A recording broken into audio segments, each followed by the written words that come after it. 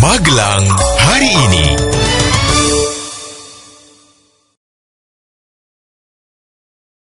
Selamat siang warga Magelang, berjumpa kembali bersama saya Agnes Middleton dalam Magelang hari ini.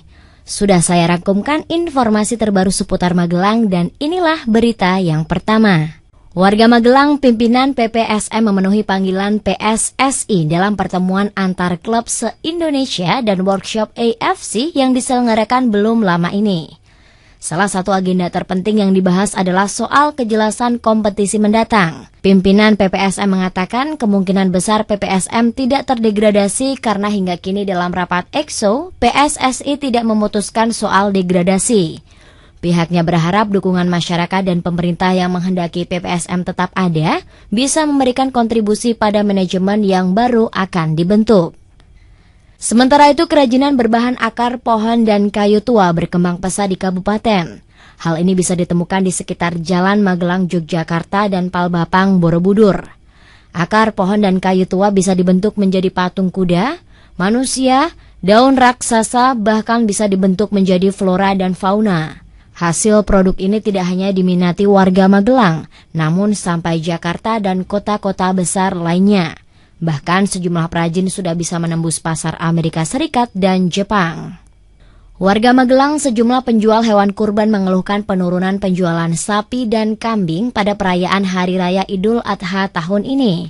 Kalau tahun lalu bisa menjual 100%, tahun ini diperkirakan hanya sekitar 70 hingga 80% saja. Salah satu penjual hewan kurban mengatakan, penjualan tahun ini tidak lebih baik dari tahun lalu. Alasannya karena harga ternak terus meningkat dan persaingan usaha semakin ketat. Warga Magelang, para petani candi Samberan Tempuran panen tribulus, semacam rumput liar yang memiliki manfaat sebagai obat-obatan.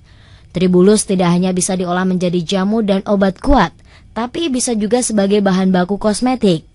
Untuk itu, Pemkab mendorong petani untuk menanam komoditas tanaman obat-obatan unggul lokal yang diusahakan secara organik dan semi-organik.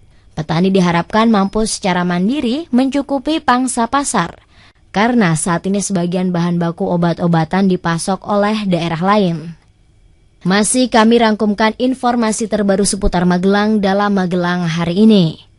Salah satu fraksi di kabupaten menduga adanya permainan dalam proses pengadaan beras yang dijual murah kepada rumah tangga miskin.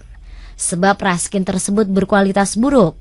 Tindakan tersebut merupakan pelanggaran hukum. Perwakilan salah satu fraksi mengusulkan untuk dibentuk pansus raskin yang tugasnya menelusuri buruknya kualitas raskin. Selain itu, rumah tangga miskin diharapkan segera melapor jika kualitas dan kuantitas raskin yang diterima tidak sesuai dengan ketentuan. Informasi selanjutnya, Pemkot melalui Dinas Kebersihan Pertamanan dan Tata Kota berkomitmen untuk merealisasikan sanksi tegas terhadap pelaku pembuangan sampah sembarangan. Komitmen tersebut akan diwujudkan dalam perda yang saat ini masih dibahas di Dewan Kota. Kepala DKPTK mengatakan dalam rancangan perda tersebut akan diatur mengenai pengelolaan kebersihan kota, penyedotan kakus, dan pengelolaan pemakaman. Sementara itu, DPU ESDM Kabupaten menargetkan pembangunan pasar darurat Talun dapat dikerjakan dalam waktu 45 hari. Target tersebut ditetapkan setelah pembangunan pasar dimulai 2 pekan lalu. Untuk memenuhi target tersebut, Pemkab sengaja menunjuk 5 rekanan. Pemborong yang ditunjuk saat ini sedang menyelesaikan pengerjaan struktur rangka dan tiang di kantor masing-masing. Meski di lokasi pembangunan belum tampak aktivitas fisik yang signifikan, Pemkab optimis pertengahan bulan depan pembangunan sudah selesai. Terima kasih Anda masih mendengarkan Magelang hari ini.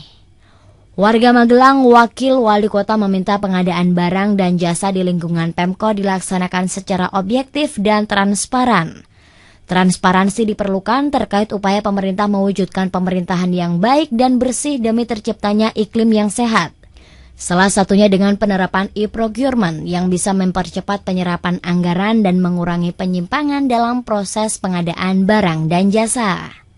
Menjelang pelaksanaan Idul Adha, Dispeterikan menggandeng MUI Kabupaten melakukan sosialisasi tata cara penyembelihan hewan kurban. Sosialisasi ini dikhususkan kepada sejumlah pengurus takmir masjid. Tujuannya agar mereka mengetahui tata cara penyembelihan hewan kurban yang baik dan benar sesuai aturan pemerintah.